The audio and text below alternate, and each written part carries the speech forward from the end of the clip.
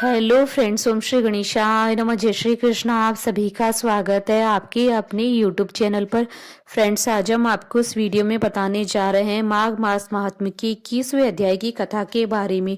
Friends, video शुरू करने से पहले आपसे रिक्वेस्ट है, अगर आप हमारे चैनल पर नए हैं और आपने अभी तक चैनल को सब्सक्राइब नहीं किया है तो प्लीज सब्सक्राइब कीजिएगा चैनल को, साथ ही प्रेस कीजिएगा बेल आइकन को, जिससे नए वीडियो से रिलेटेड नोटिफिकेशन आपको तुरंत प्राप्त हो सके। और वीडियो पसंद आने पर वीडियो को लाइक और शेयर जरूर कीजिएगा ताकि सभी भक्तों को इस वीडियो का लाभ प्राप्त हो सके। और कमेंट बॉक्स में जय श्री कृष्ण जरूर लिखिएगा। माघ मास महात्म्य 21वां अध्याय प्रारंभ। लोमेश जी कहने लगे कि पूर्व काल में अवंती देश में वीरसेन नाम का राजा था। उसने नर्मदा के किनारे रासुई यज्ञ किया और अश्वमेध यज्ञ भी किए, जिनके खंबे सोने के बनाए गए। ब्राह्मणों को अन्न का बहुत सा दान दिया और बहुत सी गाय, सुंदर वस्त्र और सोने के आभूषण दान में दिए। वह देवताओं का भक्त और दान करने वाला था। भद्रक नाम का एक ब्राह्मण, जो अत्यंत मूर्ख, कुलहीन, कृषि कार्य करने वाला, दुराचारी तथा अधर्मी था, वह भाई बंधुओं का त्यागा हुआ इधर उधर घूमता हुआ देव यात्रियों के साथ प्रयाग में आया। माघ में उनके साथ 3 दिन तक स्नान किया। वह 3 दिन में ही निष्पाप हो गया। फिर वह अपने घर चला गया। वह ब्राह्मण और राजा दोनों ही एक दिन मृत्यु को प्राप्त हुए। मैंने इन दोनों को बराबर इंद्रलोक में देखा। तेज, रूप, बल, स्त्री, वस्त्र और आभूषणों में दोनों समान थे। ऐसा देखकर उनके महात्म्य को क्या कहा जाए। रासुई यज्ञ करने वाला स्वर्ग का सुख भोगकर फिर भी जन्म लेता है, परंतु संगम में स्नान करने वाला जन्म मरण से रहित हो जाता है। गंगा और यमुना के संगम की हवा के स्पर्श से ही बहुत से दुख नष्ट हो जाते हैं। अधिक क्या कहें। और किसी भी तीर्थ पर किए गए पाप माघ में प्रयाग में स्नान करने से नष्ट हो जाते हैं। मैं पिशाच मोचन नाम का एक पुराना इतिहास सुनाता हूँ।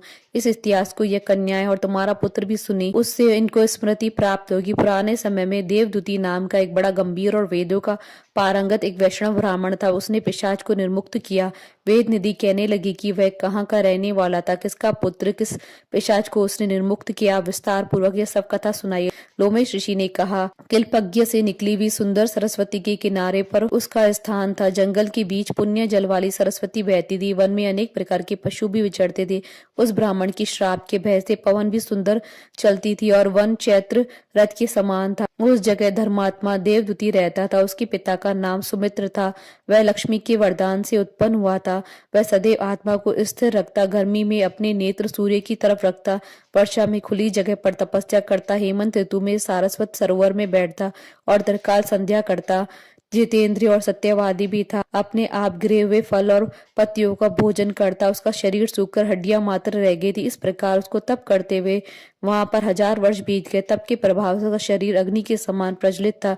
विष्णु की प्रसन्नता से ही वह सब कर्म करता। दधीचि ऋषि के वरदान से वह श्रेष्ठ वैष्णव हुआ। एक समय उस ब्राह्मण ने वैशाख महीने की एकादशी को हरि की पूजा कर उनकी सुंदर स्तुति तथा विनती की।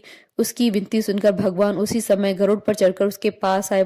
चतुर्भुज, विशाल नेत्र, मेघ जैसा स्वरूप भगवान को स्पष्ट देखकर प्रसन्नता के मारे उसकी आंखों में आंसू भर गए और कृतकृत्य होकर उसने भगवान को प्रणाम किया।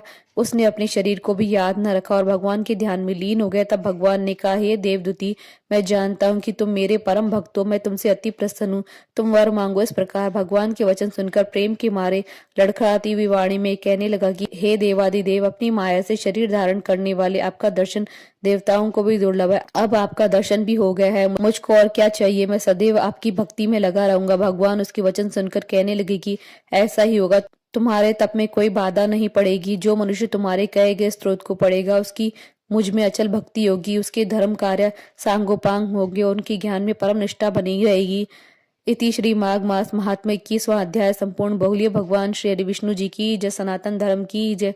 हमारे साथ इस वीडियो में अंत तक बने रहने के लिए आपका धन्यवाद। ओम श्री गणेशाय नमः। जय श्री कृष्णा।